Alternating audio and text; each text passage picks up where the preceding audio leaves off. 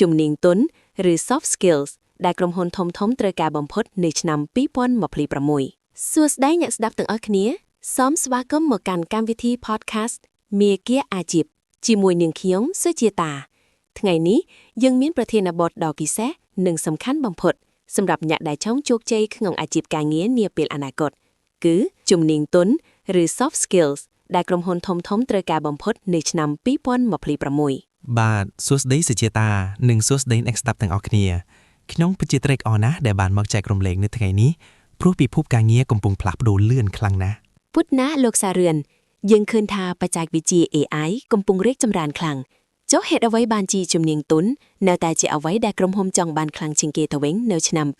2026សំណួរល្អណាស់ទោះបីជា AI អាចធ្វើការងារបច្ចេកទេសបានច្រើនប៉ុន្តែមានរឿងមួយដែលវាធ្វើមិនបានគឺអារម្មណ៍និងការយល់ចិត្តនៅឆ្នាំ2026ក្រុមហ៊ុនធំៗនឹងលែងផ្ដោតលើអ្នកដែលចេះតែបច្ចេកទេសមួយមុខទៀតហើយប៉ុន្តែគេត្រូវការមនុស្សដែលអាចដឹកនាំមនុស្សនិងធ្វើការជាមួយមនុស្សបានយ៉ាងល្អអូអញ្ចឹងមានន័យថាជំនាញដំបូងគេបង្អស់គឺភាពឆ្លាតវៃផ្នែកអារម្មណ៍ឬ emotional intelligence មែនទេលោកសារឿនត្រឹមត្រូវបំផុតemotional intelligence ឬ EQ នឹងក្លាយជាស្ដេចនៃជំនាញ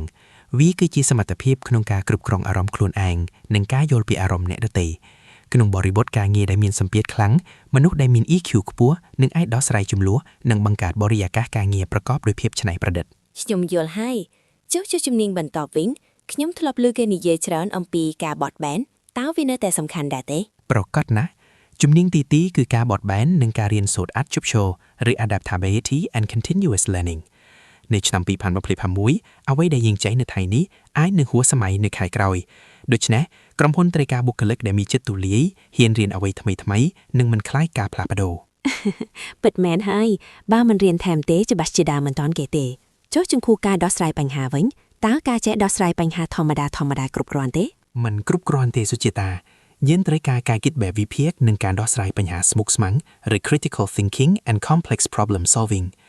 នៅពេលព័ត៌មានមានច្រើនលើសលប់មនុស្សដែលចេះវិភាគថាអ្វីពិតអ្វីคล้ายៗនិងចេះរកដំណោះស្រាយដែល AI គិតមិនដល់ជាអ្នកដែលក្រុមហ៊ុនប្រជែងគ្នាចង់បានចុះជំនាញតេតងនឹងការធ្វើការជាក្រុមវិញព្រោះឥឡូវយើងធ្វើការពីផ្ទះខ្លះនៅការិយាល័យខ្លះនឹងហើយជំនាញទី4គឺការសហការគ្នាតាមបែប digital ឬ digital collaboration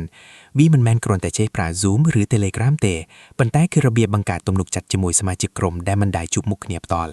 និងការចេះចែកព័ត៌មានឲ្យមានប្រសិទ្ធភាពតាមរយៈប្រព័ន្ធបច្ចេកវិទ្យាពិតជាអស្ចារ្យមែនស្ដាប់ទៅហាក់ដូចជាយើងត្រូវអភិវឌ្ឍខ្លួនឯងឲ្យក្លាយជាមនុស្សដែលមានគុណភាពខ្ពស់មិនមែនគ្រាន់តែជាម៉ាស៊ីនធ្វើការនោះទេបាទសុជាតាជំនាញចុងក្រោយដែលខ្ញុំចង់ថែមគឺភាពជាអ្នកដឹកនាំនិងឥទ្ធិពលសង្គម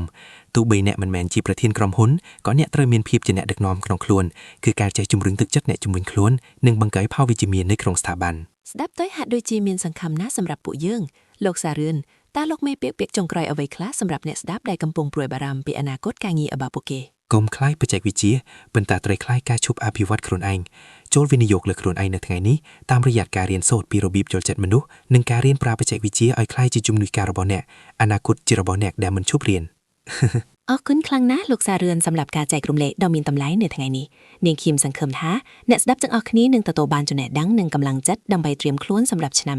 2026ខាងមុខនេះបាទសូមអរគុណនិងសូមជូនពរឲ្យអ្នកទាំងអស់គ្នាជោគជ័យបាយបាយសូមអរគុណនិងជួបគ្នានៅវគ្គក្រោយសួស្តី